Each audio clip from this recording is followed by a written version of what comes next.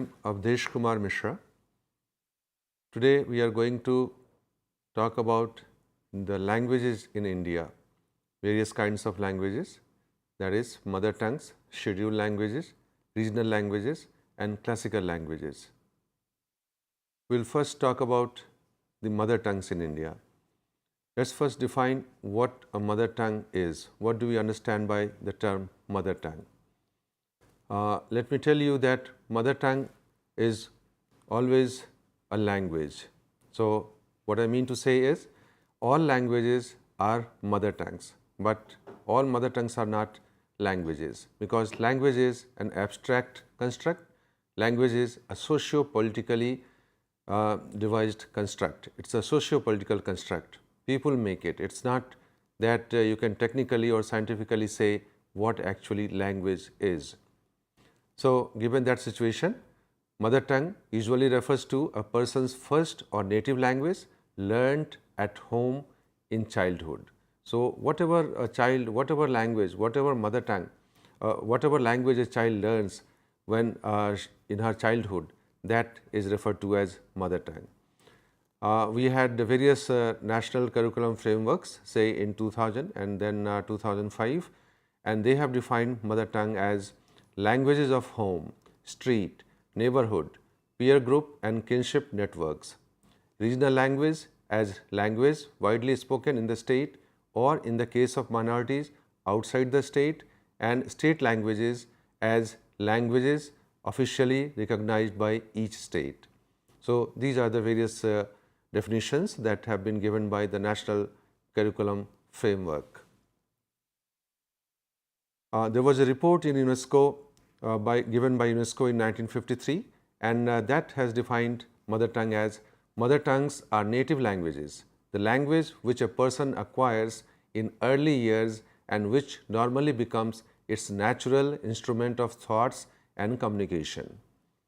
Mother tongue is the first language which is clearly acquired by a human being in early childhood through interaction with other members of his or her speech community. So, all these definitions you will see talk about mother tongue in terms of the language that a person acquires in early childhood through interaction with other members of her family. Mother tongue includes the following elements: the language that one has learned first, the language one identifies with or is identified as a native speaker of by others, the language one knows best and the language one uses most. Census of India defines language and mother tongue differently. So, in Census of India, we have the definition of mother tongue as mother tongue is the language spoken in childhood by the person's mother to the person. If the mother died in infancy, the language mainly spoken in the person's home in childhood will be the mother tongue. The census records the mother tongues, which are of course languages, of the persons spoken at home, and then designates, classifies the mother tongues in terms of their linguistic affiliation to actual languages or dialects. Thus, an inventory of classified mother tongues returned by 10,000 or more speakers is grouped under appropriate languages at the all India level. So, thus we have Avdhi, Banjari, Brajbhasha, Chhattisgarhi, Garhwali, Haryanvi, Hindi, Jaunsari, Khadi Boli, Kumaoni, Marwadi, Pahari, Rajasthani, Sadan or Sadri, Sirmauri, Surgujiya, Surjapuri and others are mother tongues classified under the Hindi language. Similarly, you will find Kashmiri, Kishtwari, Siraji and others are mother tongues classified under the Kashmiri language. Bhatri, Oriya or Odia, Proja, Relli, Sambalpuri and others are mother tongues classified under the Odia language. Apatani, Bangni, Nishi, Tagin and others are mother tongues classified under the Nisi or Dafla. Dorli, Gondi, Kalari, Maria, Muria and others are mother tongues classified under the Gondi language and so on. So, we have in India, according to Census of India, 100 languages which are spoken by more than 10,000 persons, and there are more languages and mother tongues, but because they are spoken by fewer than 10,000 persons, they are not listed in the non-scheduled languages of Census of India because of a policy after 1961 that those mother tongues which are spoken by fewer than 10,000 persons shall not be listed. In terms of teaching of mother tongue and other tongue, so-called other tongue, there also we have to understand the difference between mother tongue and other tongue. The teaching of mother tongue, that is also referred to as first language or L1, basically involves introducing the learners to reading and writing at the initial stages and later develop the higher order language skills, that is representation, argumentation, refutation and supporting one's point of view. Other tongue is a common term which includes second language and foreign language. A second language, in short SL or L2, is any language learnt after the first language or the mother tongue. A second language is a non-native language that is widely used for purposes of communication, usually as a medium of education, government or business. English, for example, has foreign language status in China or Japan or some other foreign country, but English is a second language in India. A foreign language, on the other hand, in the more restricted sense, is a non-native language taught in school that has no status as a routine medium of communication in that country. The term foreign language refers to a language where no such special status as one finds in the case of a second language is implied, and a foreign language is not at all available in the immediate environment of the learner. So, what I mean to say is that second language is similar to foreign language. They are learnt after mother tongue, but foreign language is not present in the vicinity of the learners, not in the country where the learners are located. That's why in India, for example, Arabic, French, German, Russian, Chinese and many other languages are foreign languages. Now, let us talk about the scheduled languages. As you know, the Constitution of India has 12 schedules and they talk about various things. For example, the first schedule contains the list of states and union territories. The seventh schedule contains the union list, state list and the concurrent list. The eighth schedule contains the list of languages and so on. So, the languages which are included in the list given in the eighth schedule are known as scheduled languages because they are listed in the schedule, that is eighth schedule. Until the 21st Amendment of the Constitution in 1967, the eighth schedule contained 14 languages and the list I will show you: Hindi, Gujarati, Marathi, Kannada, Malayalam, Tamil, Telugu, Odia, Bengali, Assamese, Punjabi and Kashmiri, Sanskrit and Urdu. They were there, 14 languages were there before or up to 1967. There have been so many amendments afterwards. So, 4 more languages were added in addition to 14, and again in 2003 a set of 4 more languages were also added. And that is why after all the amendments till today, we have 22 languages in the 8th schedule of the Constitution, and the languages are Assamese, Bengali, Bodo, Dogri, Gujarati, Hindi, Kannada, Kashmiri, Konkani, Maithili, Malayalam, Manipuri, Marathi, Odia, Nepali, Punjabi, Sanskrit, Santali, Sindhi, Tamil, Telugu and Urdu. Now, let us talk about a little bit more about the non-scheduled languages. As I have already mentioned that we have 8th schedule and 22 languages are listed in the 8th schedule. So, they are scheduled languages, and people have coined a term that as against the scheduled language, because 22 are scheduled language. So, the remaining ones are non-scheduled. They are not included in the schedule in Constitution, and these include 100 languages, and within 100 you will find there are some mother tongues as well. So, as I have already given you example, for example, Nisi is a language, and under that you will find Apatani, Nisi, Bangni as mother tongue. So, similarly, we have a language Kabui, and within Kabui we have 2 mother tongues, Kabui and Rongmei, and one of these is language, that is Kabui. So, we have 100 languages and 3 are of foreign origin. So, Afghani, Kabuli or Pashto, that is one. Then we have Arabic also there, which is a foreign language. Persian is there, which also is a foreign language, and although English is a foreign language, but now it has been accepted as an Indian language in many documents. So, we have 100 languages there which are spoken by more than 10,000 persons. Let us talk about now regional languages. So, although technically there is linguistically there is no term called regional language, or there is no perfect definition of a regional language, but what we understand by a regional language is that if a language is spoken in a particular area or region within a state or in the country, it is generally referred to as a regional language spoken in a particular region of the country or particular region of a state. There are other definitions, and I will cite it. European Charter for Regional or Minority Languages, they have also given a definition. So, regional or minority languages means languages that are, number one, traditionally used within a given territory of a state by nationals of that state who form a group numerically smaller than the rest of the state's population. And second, different from the official language or languages of that state. So, it has two parts. First one says, if the number of speakers of a language they are numerically weak, they are numerically smaller than the rest of the state's population, then the language spoken by that community will be known as a regional language. So, for example, if you look at a state like say Karnataka, and they speak largely Kannada, but there are language groups, there are linguistic groups which speak other languages. So, we have say Irula, we have Tulu, we have Kurgi.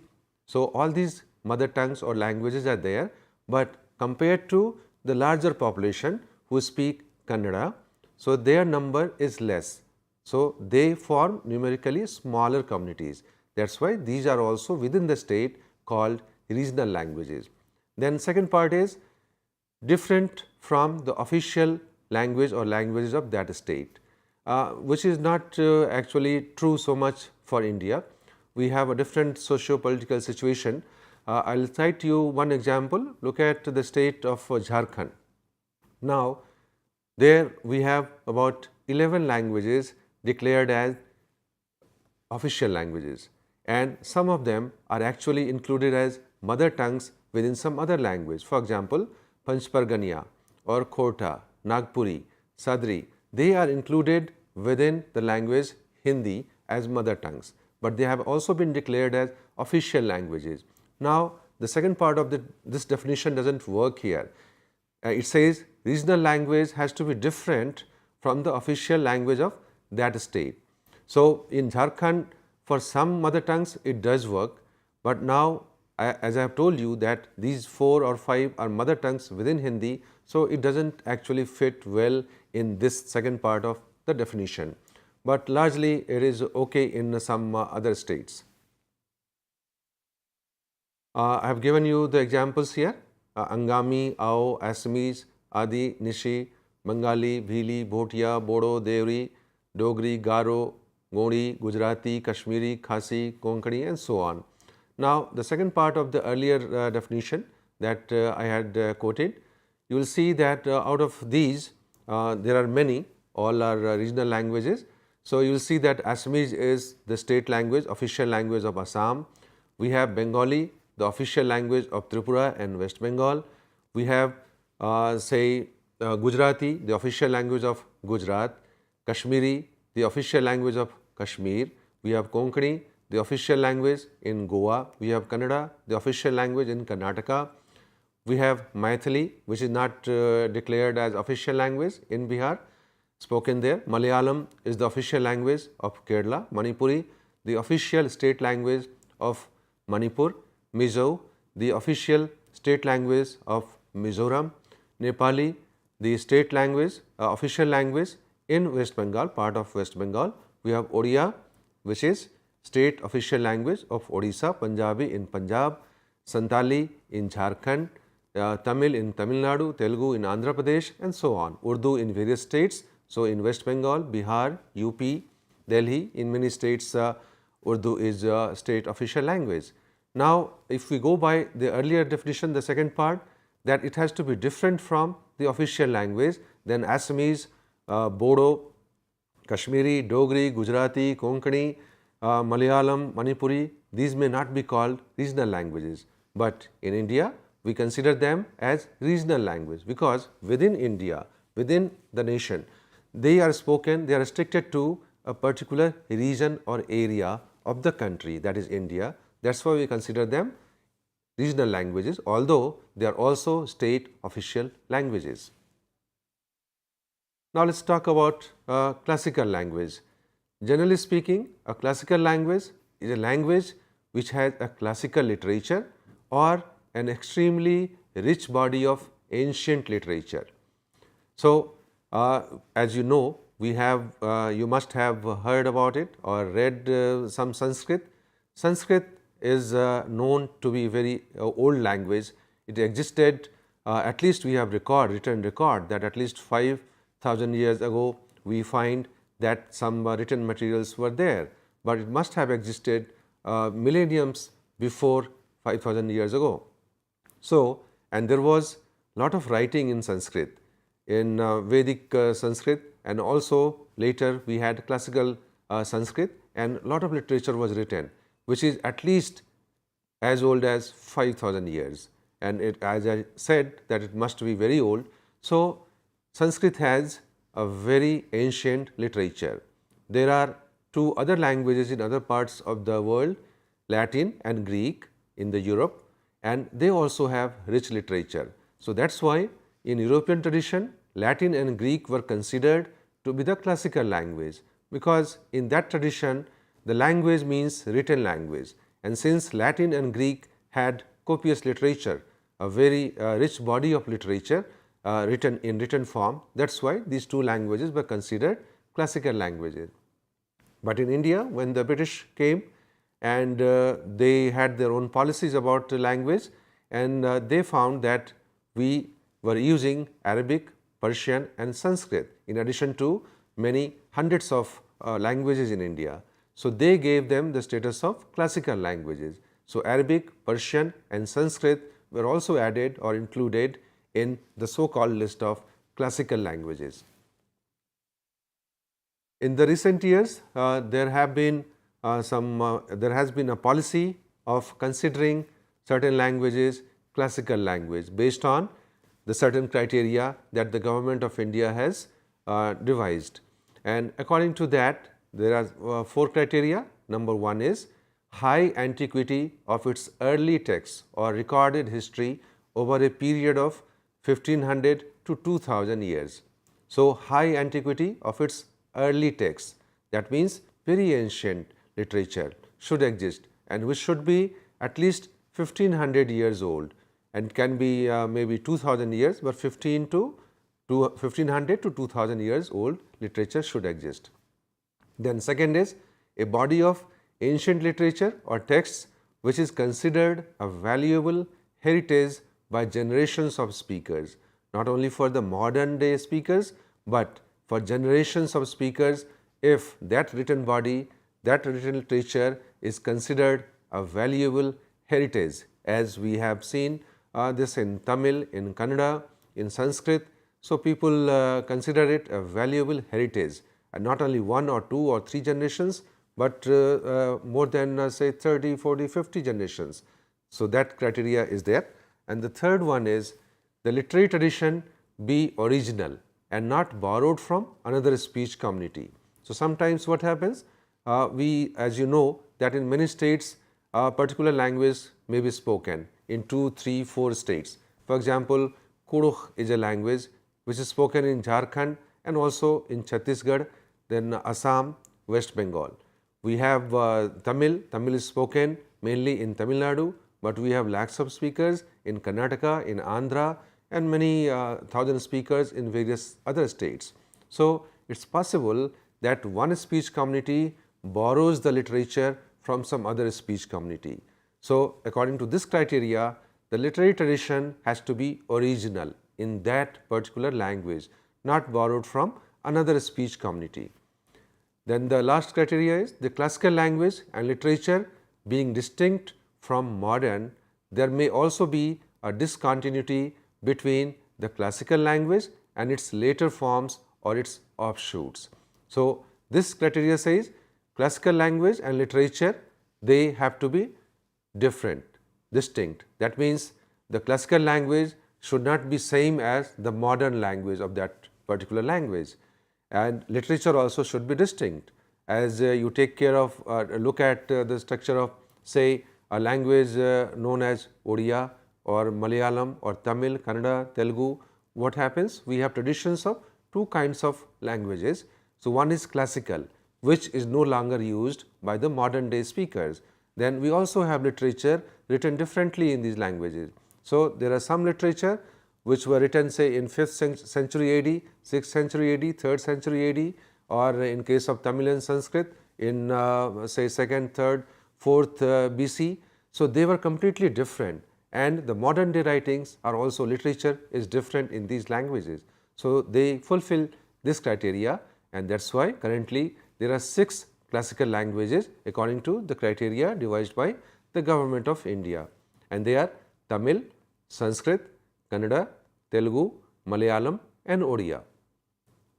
So, friends, we learned that India is a multilingual country and it has thousands of languages, mother tongues and varieties, and some are listed in the 8th schedule, and as of now we have 22 such languages spoken in various states, predominantly in various states and union territories.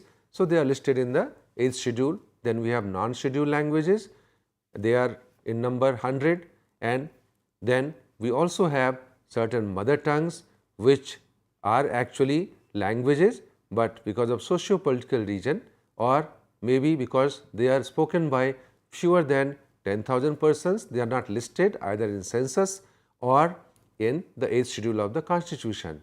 But we do have thousands of dialects, varieties and mother tongues. People speak mother tongues at home, but for other purposes like in education, in administration, in judiciary, in mass media, only the standard forms of a particular language out of the varieties, a standard is set, chosen, and that form is only used. So, those are considered the languages and they go into various lists. Then we also learnt about that we have in India certain languages which are termed as regional languages because they are spoken in a restricted area, in a particular region, particular area. Their use is restricted to a particular region or area in a state or in the entire country. That is why they are regional languages. And we also learned that official language may also be called a regional language. It is not necessary that the regional language has to be different from the official language. Then finally, we also learned that we have certain classical languages in India which have very rich body of literature, very antique literature of antiquity, and people have a lot of respect for it, and it is different from the modern day literature or language. And as of now, according to the criteria given by the government of India, we have 6 classical languages in India presently. That's all for today. Thank you.